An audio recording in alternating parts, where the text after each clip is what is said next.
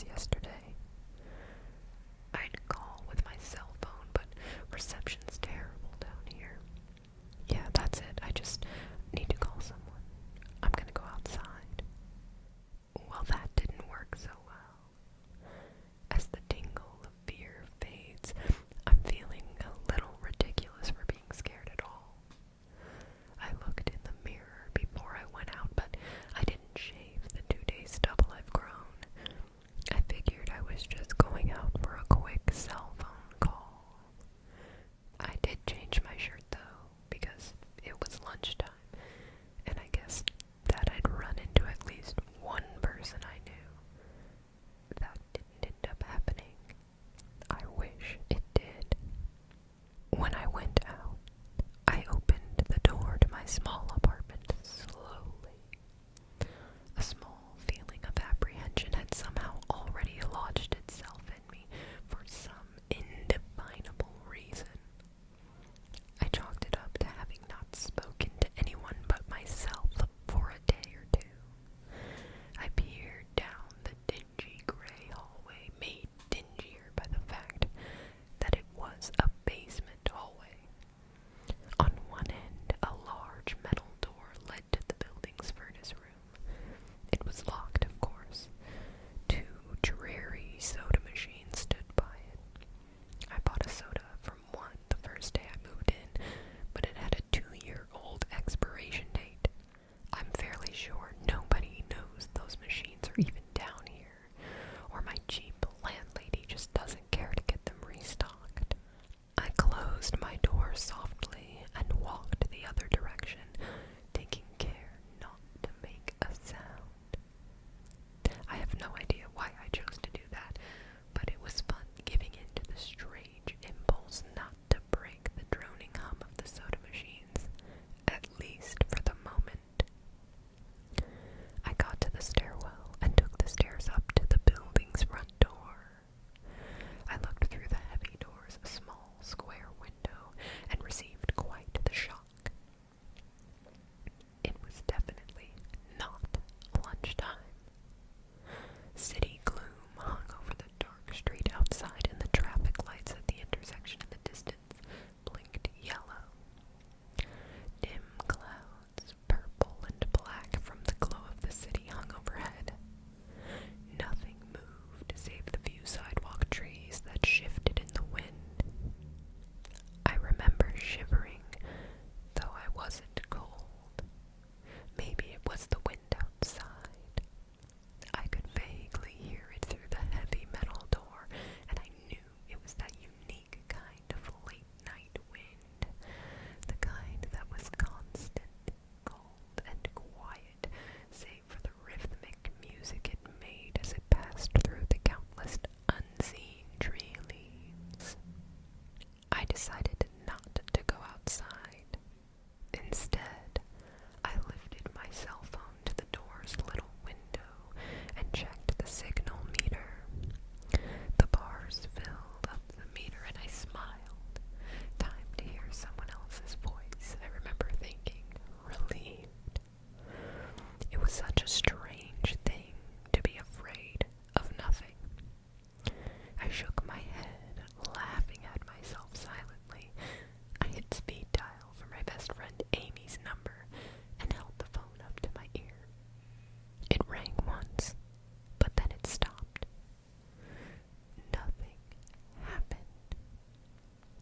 I listened to silence for a good 20 seconds, then hung up. I frowned and looked at the signal meter again, still full. I went to dial her number again, but then my phone rang in my hand, startling me. I put it up to my ear. "Hello?" I asked, immediately fighting down a small shock at hearing the first spoken voice in days, even if it was my own. I had gotten used to the droning hum of the building's inner workings, my computer, and the soda machines in the hallway. There was no response to my greeting at first, but then, finally, a voice came. "Hey," said a clear male voice, obviously of college age like me. "Who's this?"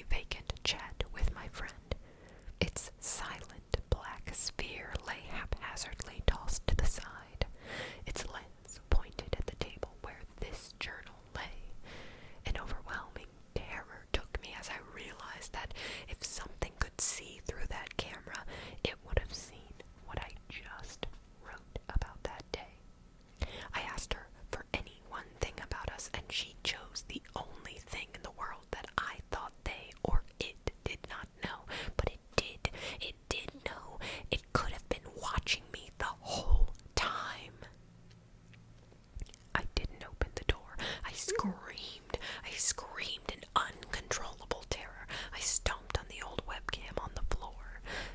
The door shook and the doorknob tried to turn, but I didn't hear Amy's voice through the door.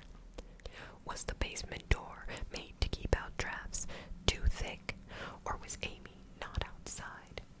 What could have been trying to get in if not her? What the hell is out there? I saw her on my computer through the camera outside. I heard her on the speakers through the camera outside, but was it real? How can I know? She's gone now. I screamed and shouted for help. I piled up everything in my apartment against the front door. Friday. At least, I think that it's Friday. I broke everything electronic. I smashed my computer to pieces. Every single thing on there could have been accessed by network access, or worse, altered. I'm a programmer, I know. Every little piece of information I gave out since this started, my name, my email, my location, none of it came back from outside until I gave it out. I've been going over and over what I wrote. I've been pacing back and forth, alternating between stark terror and overpowering disbelief. Sometimes I'm absolutely certain some phantom entity is dead set on the simple goal of getting me to go outside. Back to the beginning with the phone call from Amy. She was effectively asking me to open the door and go outside. I keep running through it in my head. One point of view says I've acted like a madman, and all of this is the extreme convergence of probability. Never going outside at the right times by pure luck. Never seeing another person by pure chance. Getting a random nonsense email from some computer virus at just the right time.